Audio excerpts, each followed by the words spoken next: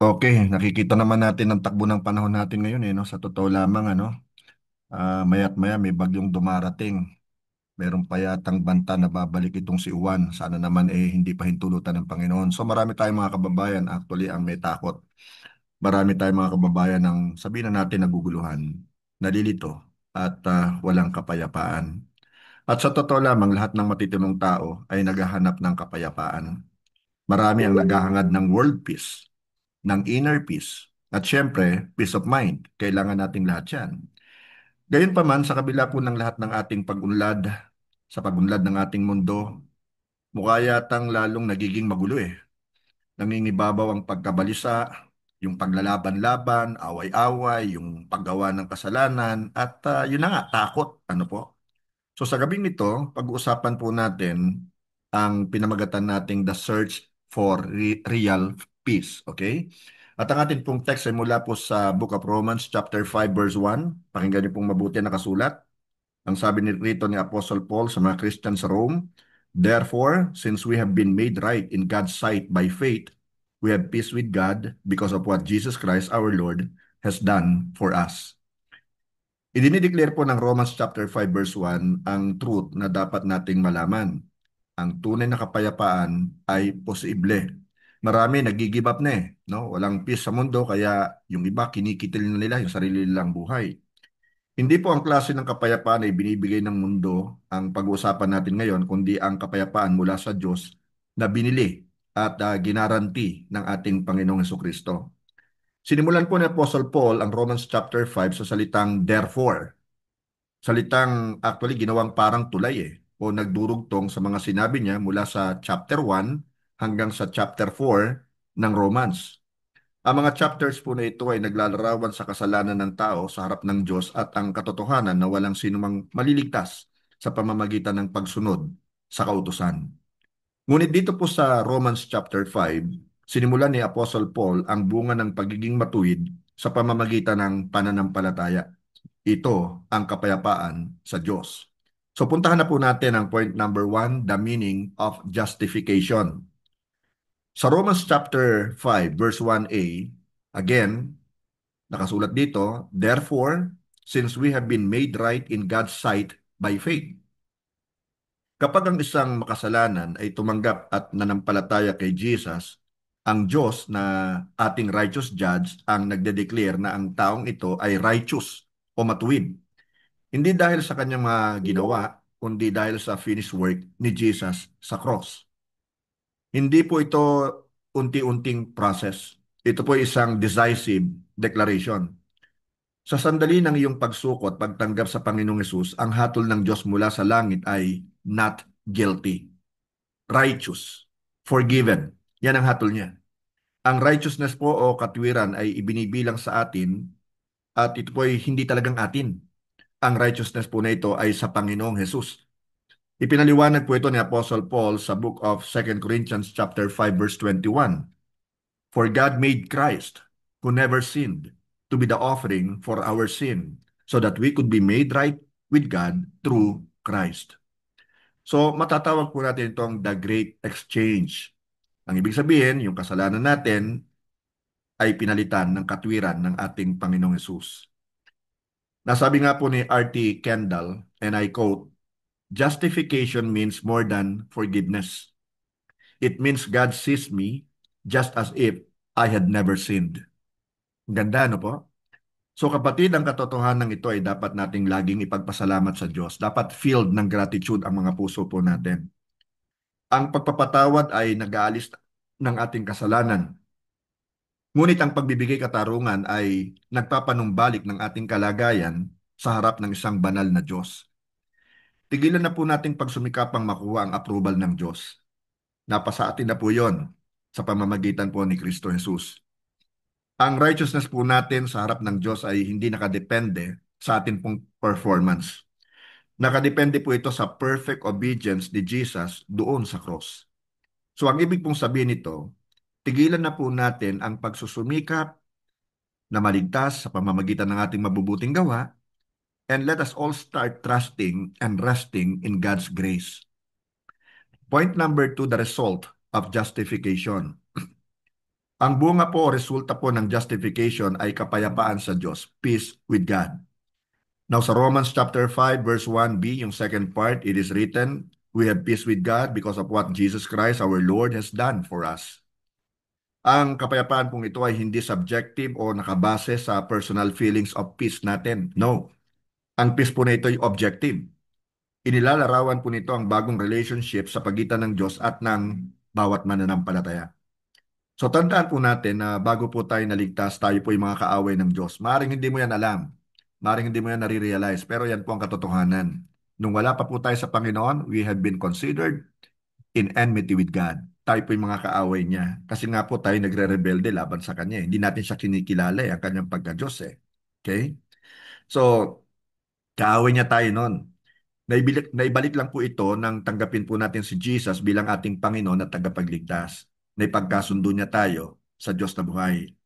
Doon po sa Romans chapter 5 verse 10a, nakasulat po, for since our friendship with God was restored by the death of His Son while we were still His enemies. So na-restore, naipanumbalik yon.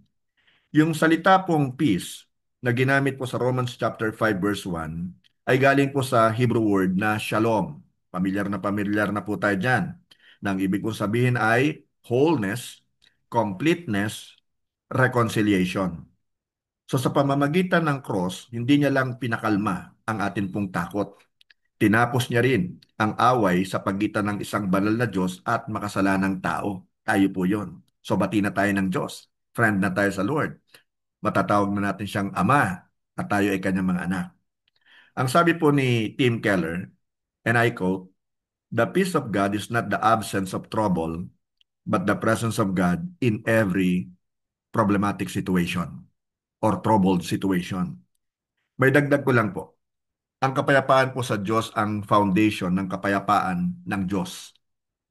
Okay?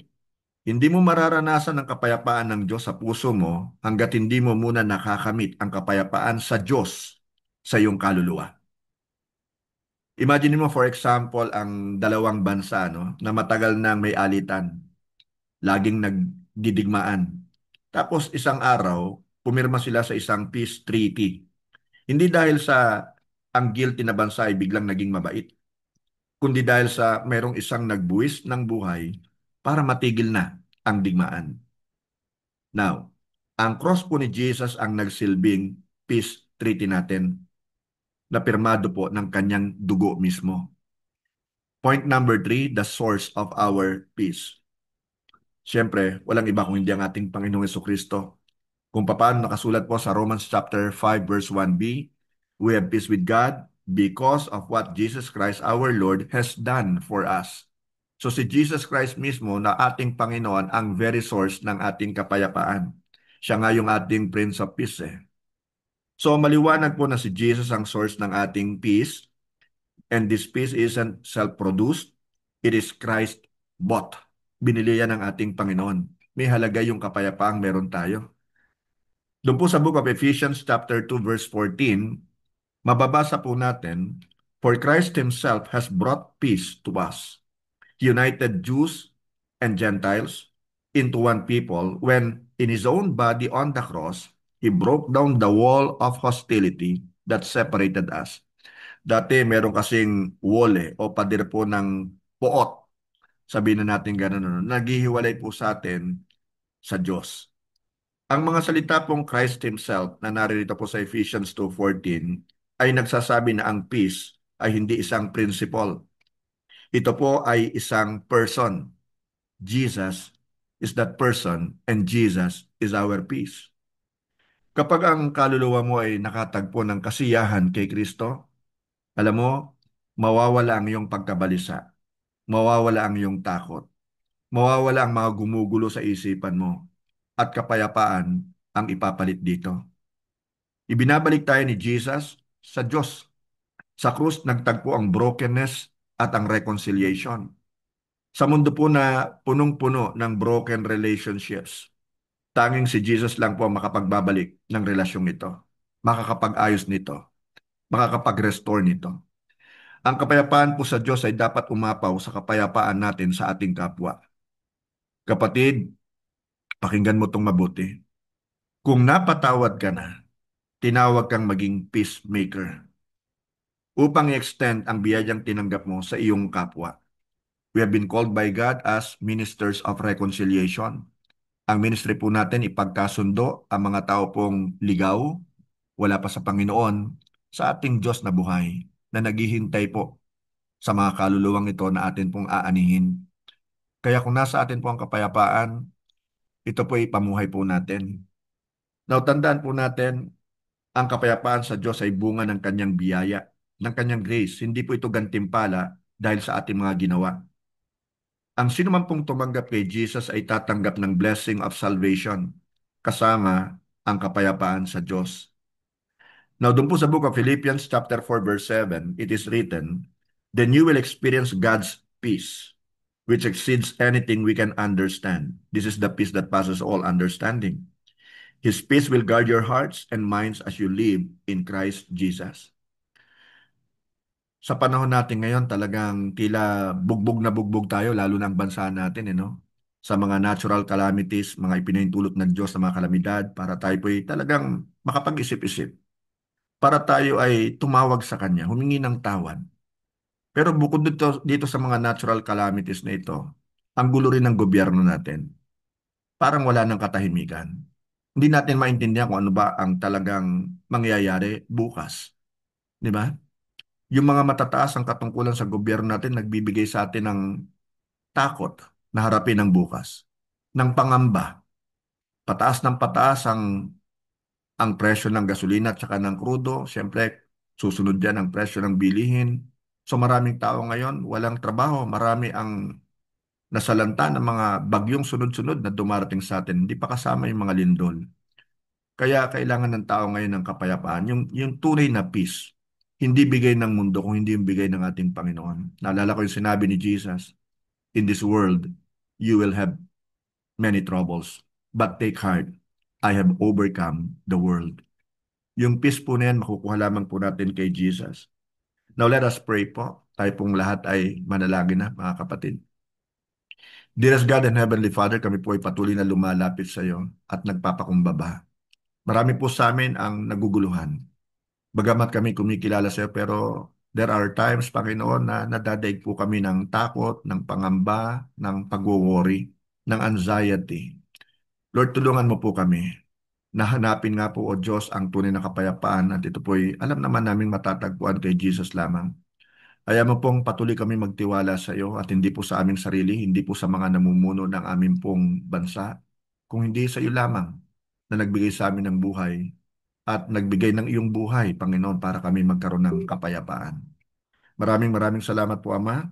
And I pray that God, the source of hope, will fill us all completely with joy and peace because we trust in you. Then, Lord, help us to overflow with a confident hope through the power of your Holy Spirit.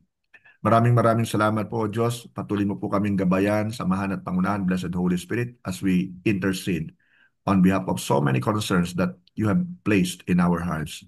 In Jesus' name we pray. Amen and amen and amen.